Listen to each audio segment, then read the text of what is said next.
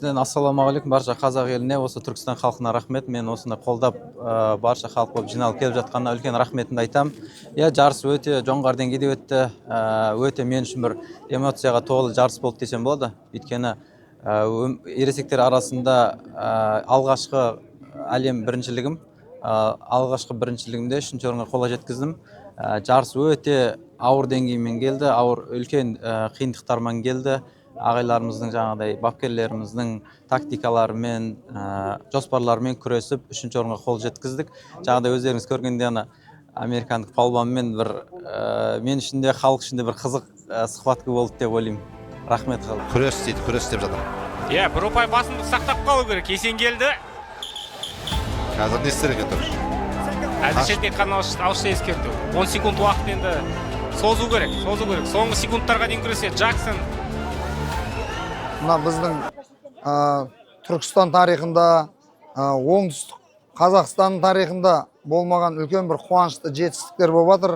Сол Асылжан мен американдық палуанның арасындағы белдесуді әлем чемпионатының ең үздік белдесуі деп мамандар солай тұпшалаған екен.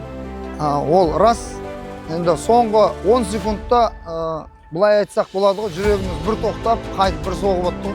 Сондай үлкен драмаға толы, көзімізге жас келіп, алдында өкініштің жасы, кейін қуаныштың жасы келіп. Асылжан өзді былай шалқалап түсіп жатты ғой, сонда не ойладың десем, неужели мен ұтылып жатырмын, мен шынымен ұтылдым ба деп.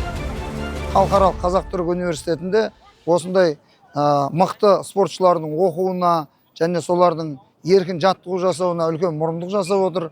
Алдағы уақытта үлкен белестерді бағындыруына кәміл сенеміз.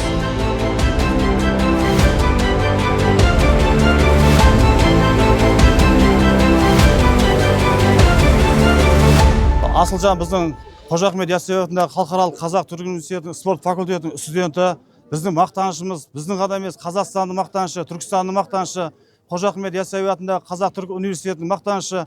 Асылжанға бірінші курсқа түскен спортшылардың бәрін алып келдік. Асылжан ағасындай, Құда қаласа, осы Асылжан ағасының жолын қусын деп. Асылжанға Құда қаласа алдағы уақытта тілейтініміз әлем чемпионы, олимпиада чемпионы болып қазақты жоғары деңгейге жеткізетін азамат болып өсе берсін. Vamos,